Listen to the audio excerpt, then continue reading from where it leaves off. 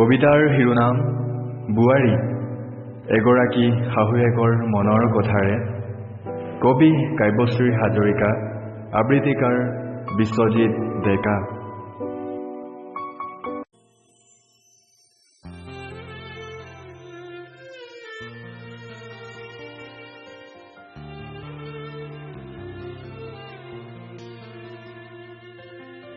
বহু হেঁপাহেৰে তোক বোৱাৰী কৰি আনিছিলোঁ আই, নিজৰ বুলিবলৈ থকা হাতৰ কাণৰ অলংকাৰযোৰ ভঙাই তোৰ বাবেই দিছিলোঁ নতুনকৈ গঢ়াই।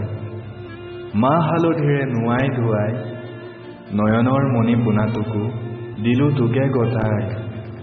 তই আহিবৰ দিনা ঘৰৰ লখিমী বুলি পদূলিৰ বাটৰ পৰাই ধূপ ধূনাৰে শৰাই সজাই আনিছিলোঁ আদৰি। নিজৰ ছোৱালীৰ দৰেই মৰম চেনেহৰ মাজেৰে পাৰ কৰিব বিচাৰিছিলোঁ জীৱনৰ বাকী চোৱা কাল। পশ্চিমীয়া বতাহজাকৰ কবলত পৰি বিলাসিতাৰ সপোন ৰচি তই আজি ডাঙৰ মানুহ হলি আৰু মই আধুনিকতাৰ মেৰ পাকত সোমাব নোৱাৰি।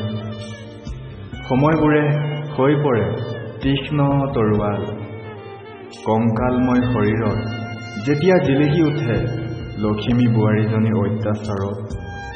গোট মৰা তেজৰ চেকুৰাবোৰ চিঞৰি চিঞৰি সুধিবৰ মন, এয়াই নেকি সংসাৰৰ মায়া, এয়াই নেকি জীৱনৰ মায়া।